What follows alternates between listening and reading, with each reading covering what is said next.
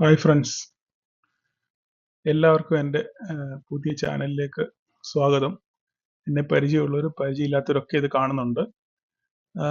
എല്ലാവരിൽ നിന്നും വിഭിന്നമായിട്ട് എല്ലാവരും നിഫ്റ്റിയും ബാങ്ക് നിഫ്റ്റിയും ഇപ്പം ഫിൻ നിഫ്റ്റിയൊക്കെ അതിലൊക്കെ ട്രേഡ് ചെയ്യുമ്പോൾ അതിൽ നിന്നൊക്കെ വിഭിന്നമായിട്ട് നിഫ്റ്റി മിഡ് ക്യാപ്പിൽ എന്തുകൊണ്ട് ട്രേഡ് ചെയ്ത് കൂടാ, അതെങ്ങനെ ലാഭകരമായി നമുക്ക് ട്രേഡ് ചെയ്യാം എന്നതിനെ പറ്റി ഞാൻ കുറേ പഠിക്കുകയും പിന്നെ അത് ഫോളോ ചെയ്യുകയും അത് വലിയ തെറ്റില്ലാത്ത രീതിയിൽ നമുക്ക് ഒരു പ്രോഫിറ്റബിലിറ്റി അതിൽ കൊണ്ടുവരുവാൻ പറ്റിയിട്ടുണ്ട്. അതുകൊണ്ട് എന്തുകൊണ്ട് ഇതിൽ തന്നെ സ്പെഷ്യലൈസ് ചെയ്ത് കൂടാ എന്ന് ഒരു ചിന്ത വന്നുകൊണ്ടാണ് ഇത് നിങ്ങൾക്ക് കൂടെ പരിചയപ്പെടുന്നത്. കാരണം നിഫ്റ്റി മിഡ് ക്യാപ്പ് അധികം അങ്ങനെ ആർക്കും പരിചയമില്ല. അങ്ങനെ പരിചയം ഉണ്ടെങ്കിൽ തന്നെ അതിലാരും അങ്ങനെ ട്രേഡ് ചെയ്ത് കണ്ടിട്ടില്ല. അപ്പം അതിൽ എന്തുകൊണ്ട് ട്രേഡ് ചെയ്ത് കൂടാ, അല്ലെങ്കിൽ അതിനകത്തിൽ എന്തുകൊണ്ട് നിങ്ങൾക്ക് മറ്റേതിനെ പോലെ തന്നെ ലാഭം ഉണ്ടാക്കിയെടുത്ത് കൂടാ എന്നതിനെ പറ്റി ഒന്ന് ചിന്തിച്ചപ്പോൾ അതിൻ്റെ പുറകെ കുറേ നാളുകളായിട്ട് ഇങ്ങനെ പഠിച്ചപ്പോൾ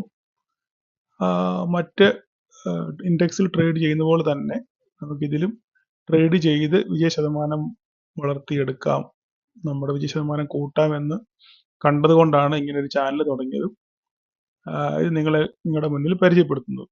ഓക്കെ, അപ്പം ഈ മിഡ് ക്യാപ്പിനെ പറ്റി നമ്മൾ ഒത്തിരി കേട്ടിട്ടുണ്ട്. അപ്പം പല മിഡ് ക്യാപ്പുകൾ നമ്മൾ കേട്ടിട്ടുണ്ട്. Mid cap 150, 100, 50, mid cap select, ഇങ്ങനെ പല സംഭവങ്ങൾ നമ്മൾ കേട്ടിട്ടുണ്ട്. അപ്പം പലർക്കും ഒരു കൺഫ്യൂഷൻ ഉണ്ട്, ഇതിൽ ഏത് ഇൻഡെക്സിലാണ് നമ്മൾ ട്രേഡ് ചെയ്യുന്നത്. അപ്പം നമുക്കറിയാം, നിഫ്റ്റി മിഡ് ക്യാപ്പ് എന്ന് പറഞ്ഞു കഴിഞ്ഞാൽ ആദ്യത്തെ 100 സ്റ്റോക്ക് കഴിഞ്ഞതിന് ശേഷമുള്ള 101 മുതൽ 250 വരെയുള്ള 150 സ്റ്റോക്കിനെയാണ് പൊതുവെ സാധാരണ മിഡ് ക്യാപ്പ് എന്ന് പറയുന്നത്. അപ്പം ആ മിഡ് ക്യാപ്പിനകത്ത് തന്നെ 4 വകഭേദങ്ങളുണ്ട്. നമ്മൾ ഇൻഡെക്സിൽ ഈ മ്യൂച്വൽ ഫണ്ട്സിലൊക്കെ പോയി കഴിഞ്ഞാൽ നമുക്ക് അതിനകത്ത് മനസ്സിലാവും. മിഡ് ക്യാപ്പ് 150 ഉണ്ട്, മിഡ് ക്യാപ്പ് 100 ഉണ്ട്, മിഡ് ക്യാപ്പ് 50 ഉണ്ട്, മിഡ് ക്യാപ്പ് സെലക്ട് ഉണ്ട്. അപ്പോൾ ഈ 4 വകഭേദങ്ങളതിൽ നമുക്ക് ഇൻഡെക്സിൽ ഓപ്ഷൻ ആൻഡ് എഫ്&ഒ ഉള്ളത് നിഫ്റ്റി മിഡ് ക്യാപ്പ് സെലക്ട് എന്നൊരു കാറ്റഗറിയിലാണ്. ആ കാറ്റഗറി ഇൻഡെക്സിലാണ് നമ്മൾ സാധാരണ നിഫ്റ്റി മിഡ് ക്യാപ്പ് എന്ന രീതിയിൽ നമ്മൾ ട്രേഡ് ചെയ്യുന്നത്. അപ്പം ഈ നിഫ്റ്റി മിഡ് ക്യാപ്പ് ഇതിന് ഈ പറയുന്ന പോലെ തന്നെ ഇതിലാകെ ഈ നിഫ്റ്റി മിഡ് ക്യാപ്പ് എന്ന സെലക്ട് എന്ന് പറഞ്ഞു കഴിഞ്ഞാൽ ഈ ഇൻഡെക്സിനകത്തിൽ ആകെ 25 സ്റ്റോക്കേ ഉള്ളൂ. ആ 25 സ്റ്റോക്കുകളുടെ മൂവ്മെന്റ് അനുസരിച്ചാണ് Nifty mid cap index move ചെയ്യുന്നത്. അപ്പം അതിനെ അടിസ്ഥാനമാക്കിയാണ് ഇത് മുന്നോട്ട് പോകുന്നത്. അപ്പം നമുക്ക് ഇതെങ്ങനെയാണ് സംഭവം എന്നൊന്ന് നമുക്ക് പഠിക്കാം. അപ്പം നിഫ്റ്റി മിഡ് ക്യാപ്പ് മനസ്സിലായല്ലോ. നിഫ്റ്റി മിഡ് ക്യാപ്പ് നമ്മൾ ഈ ട്രേഡ് ചെയ്യുന്ന index Nifty mid cap select എന്ന പേരിലാണ് അറിയപ്പെടുന്നത്. അതിനകത്തിൽ ആകെ 25 സ്റ്റോക്കുകൾ മാത്രമേ ഉള്ളൂ. ആ സ്റ്റോക്കുകളുടെ മൂവ്മെന്റിനനുസരിച്ചാണ് നിഫ്റ്റി മിഡ് ക്യാപ്പ് മുന്നോട്ട് പോകുന്നത്.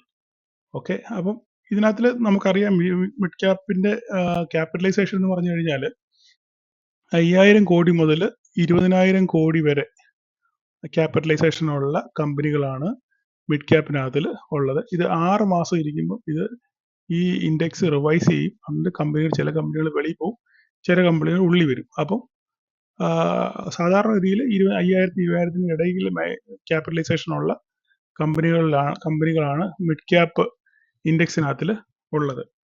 അപ്പം ഇതിനകത്തിൽ നമുക്ക് ലാസ്റ്റ് നിഫ്റ്റിയുടെ സർക്കുലർ പ്രകാരം ഇതിനകത്തിൽ മാർച്ച് 31 സർക്കുലർ പ്രകാരം ഇതിനകത്തിൽ വെയിറ്റേജ് ഉള്ള ആദ്യത്തെ 10 സ്റ്റോക്കുകളുടെ പേരാണ് ഈ കാണുന്നത്. ആദ്യത്തെ വെയിറ്റ് ഈ നിഫ്റ്റി മിഡ് ക്യാപ്പിനകത്തിലെ 25 സ്റ്റോക്കുകളിൽ തന്നെ ഏറ്റവും വെയിറ്റേജ് ഉള്ള 10 സ്റ്റോക്കുകളാണ്. ആദ്യത്തെ stock Indian hotel, Cummins, Bharat forge, HDFC AMC, Lupin, small finance bank, federal bank, persistent system, Hindustan petroleum and Aurobindo pharma. ഈ ഇത്രയും സ്റ്റോക്കുകൾ, ഇത്രയാണ് ഏറ്റവും വെയിറ്റേജ് കൂടിയ സ്റ്റോക്കുകൾ. അപ്പൊ ഈ സ്റ്റോക്കുകളിലുണ്ടാകുന്ന വ്യതിചലനങ്ങളുടെ ഭാഗമായിട്ടാണ് മിഡ് ക്യാപ്പ് മേലോട്ടോ താഴോട്ടോ പോകുന്നത്. നിങ്ങളൊരു കാര്യം മനസ്സിലാക്കണം, മിഡ് ക്യാപ്പും നിഫ്റ്റിയുമായിട്ടോ ബാങ്ക് നിഫ്റ്റിയുമായിട്ടോ യാതൊരുവിധ ബന്ധങ്ങളും ഇല്ല. അതുകൊണ്ടാണ് കഴിഞ്ഞ ദിവസം നമ്മൾ കണ്ടത് നിഫ്റ്റി താഴോട്ട് പോയപ്പോഴും ബാങ്ക് നിഫ്റ്റി 600-700 പോയിന്റ് താഴോട്ട് പോയപ്പോഴും മിഡ് ക്യാപ്പ് 50, 60, 70 പോയിന്റ് മേലോട്ട്, അവസാനം ഏകദേശം 100 പോയിന്റ് വരെ അപ്പിലോട്ടാണ് പോയത്. എന്തുകൊണ്ടാണെന്ന് വിചാരിച്ചു കഴിഞ്ഞാൽ അവിടെയുള്ള സ്റ്റോക്കുകളല്ല ഇവിടെ ട്രേഡ് ചെയ്യപ്പെടുന്നത്. ഈ ഇൻഡെക്സിൽ ട്രേഡ് ചെയ്യപ്പെടുന്ന സ്റ്റോക്കുകൾ, ഈ പറയപ്പെടുന്ന സ്റ്റോക്കുകളുടെ നിലവാരം അനുസരിച്ചും അതിന്റെ മൂവ്മെന്റ് അനുസരിച്ചുമാണ് നിഫ്റ്റി മിഡ് ക്യാപ്പ് മൂവ് ചെയ്യുന്നത്. അപ്പം നമ്മൾ അത് എപ്പോഴും മനസ്സിലാക്കി വേണം ചെയ്യാൻ. അല്ലാതെ നിഫ്റ്റി വീഴുമ്പം ഇത് വീഴണമെന്നോ നിഫ്റ്റി കയറുമ്പോൾ ഇത് കയറണമെന്നോ യാതൊരു നിർബന്ധമില്ല. There is no correlation. അപ്പം അത് നമ്മൾ ആദ്യം മനസ്സിലാക്കണം. അപ്പോൾ അതുകൊണ്ട് വളരെ സൂക്ഷിച്ചു വേണം ഇതിനകത്ത് ട്രേഡ് ചെയ്യാൻ. നമ്മൾ ഇപ്പോഴും ട്രേഡ് ചെയ്യുന്നത് ഈ സ്റ്റോക്സുകളിലുള്ള മൂവ്മെന്റ്സിനെ അടിസ്ഥാനമാക്കിയായിട്ടായിരിക്കും നമ്മൾ ഇതിനകത്തിൽ ട്രേഡ് ചെയ്യുന്നത്. ഇനി ഞാൻ പറഞ്ഞല്ലോ, ആകെ 25 സ്റ്റോക്കുകൾ ഇതിനകത്തുണ്ടെന്ന് ഞാൻ പറഞ്ഞല്ലോ. ആ 25 സ്റ്റോക്കുകൾ ഇതാണ്. ആദ്യത്തെ ആകെയുള്ള 25 സ്റ്റോക്കുകൾ, ഈ 25 കമ്പനികളാണ് ഈ സ്റ്റോക്കിനകത്ത്, ഈ ഇൻഡെക്സിനകത്തിലുള്ളത്. Bharat forge, Indian hotel, Vodafone Idea, Cummins India, HPCL, Astral, Ashok Leyland, federal bank, ഓട്ട, ഈ കാണുന്ന ഇത്രയും സാധനം അതിനകത്തിൽ ഇതിനകത്തെ 10 വെയിറ്റേജ് ഉള്ളതാണ് ഞാൻ ഇപ്പുറത്ത് കാണിച്ചത്. ഇതാണ് അതിനകത്തിൽ ഏറ്റവും കൂടുതൽ വെയിറ്റേജ് ഉള്ള സ്റ്റോക്കുകൾ എന്ന് പറഞ്ഞു കഴിഞ്ഞാൽ ഈ ഓർഡറിലാണ്. ഇതിന്റെ വെയിറ്റേജ് കണ്ടോ, 6 ഇന്ത്യൻ ഹോട്ടലിലാണ് ഏറ്റവും കൂടുതൽ വെയിറ്റേജ് ഉള്ളത്, 6%. അതുപോലെ കുമിൻസിനും ഏകദേശം 6% ഉണ്ട്. ഭാരത് ബോർജിന് 5%-അടുത്തുണ്ട്. HDFC AMCക്ക് 5%-അടുത്തുണ്ട്. ഗ്രൂപ്പിന് 4.25.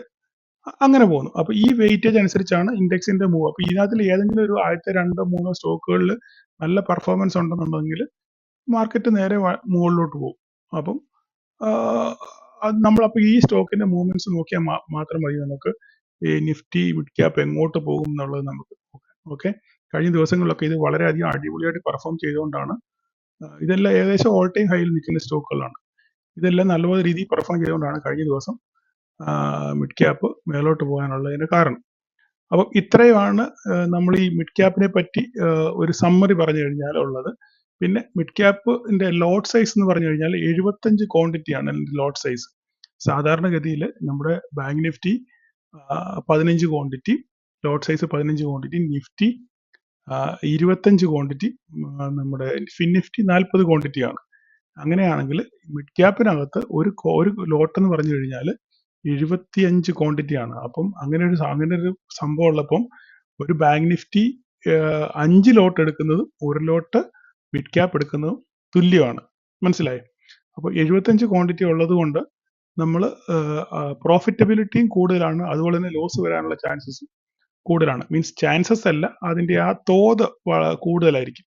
ലാഭം കിട്ടിയാൽ നല്ലപോലെ ലാഭം കിട്ടും. 75 ക്വാണ്ടിറ്റി ഉണ്ട്. നഷ്ടം വന്നു കഴിഞ്ഞാൽ അതുപോലെ തന്നെ നഷ്ടം വരും. അപ്പോൾ അതുകൊണ്ട് നമ്മൾ ഇതിനകത്ത് ട്രേഡ് ചെയ്യുമ്പോൾ എപ്പോഴും കൃത്യമായ സ്റ്റോപ്പ് ലോസും കൃത്യമായ ടാർഗറ്റും സെറ്റ് ചെയ്തിട്ട് മാത്രമേ നമ്മൾ അതിൽ ട്രേഡ് ചെയ്യാവൂ. കാരണം ഏതെങ്കിലും ഒരു സൈഡിലോട്ട് വയലന്റ് മൂവ് ഉണ്ടായി കഴിഞ്ഞാൽ നഷ്ടം വരാനുള്ള സാധ്യത കൂടുതലാണ്, അതുപോലെ തന്നെ ലാഭം കിട്ടാനുള്ള സാധ്യതയും കൂടുതലാണ്. അപ്പം ലാഭത്തിനെ മാക്സിമം നമ്മൾ ക്യാപ്ചർ ചെയ്യുക, നഷ്ടത്തിനെ നമ്മൾ സ്റ്റോപ്പ് ലോസ് കൊണ്ട് മെയിൻറ്റെയിൻ ചെയ്യുക.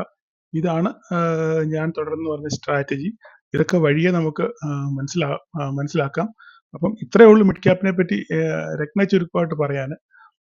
അപ്പം ഇനി വരുന്ന ദിവസങ്ങളിൽ നമുക്ക് ഇതിനകത്തിൽ ട്രേഡ് ചെയ്ത് എങ്ങനെയാണ് ഇതിനകത്തിൽ പ്രോഫിറ്റ് എടുക്കാൻ പറ്റുന്നത്, അതിന്റെ മൂവ്മെന്റ്സ് എങ്ങനെയാണ്, അതിന്റെ ചാർട്ടുകളൊക്കെ അനലൈസ് ചെയ്ത് നമുക്ക് മുന്നോട്ടുള്ള ദിവസങ്ങളിൽ ഒന്നിച്ച് പഠിച്ച് മുമ്പോട്ട് പോകാം. Okay, thank you guys.